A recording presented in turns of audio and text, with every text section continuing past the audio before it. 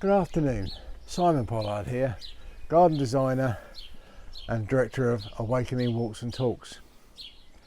This is the part 2 video of how to design your garden.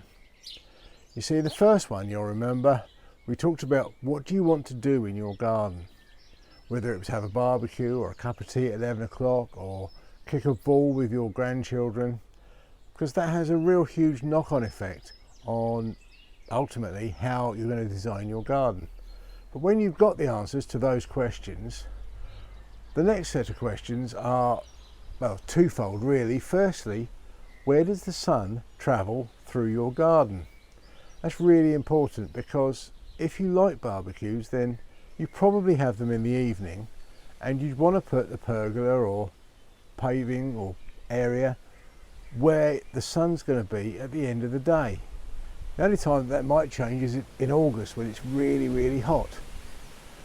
If you like to have a cup of tea at 11 o'clock, then where you would have your cup of tea would be determined by where the sun is, for that same reason. It may be that you want to do both those things, and that also will have an effect on where you put your features in your garden.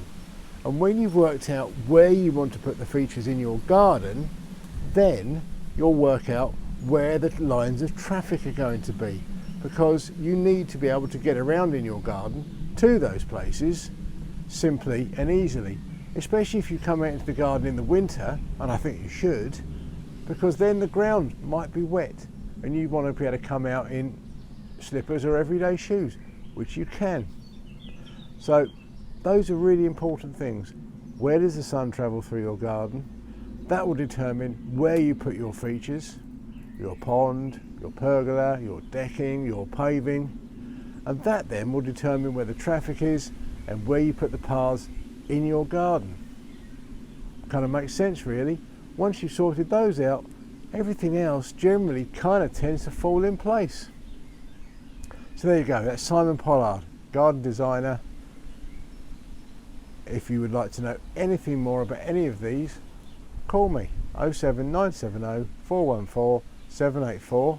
You could always buy the book The 3-Year Pond. There's a section about garden design at the end of every chapter. How cool is that? Thank you very much.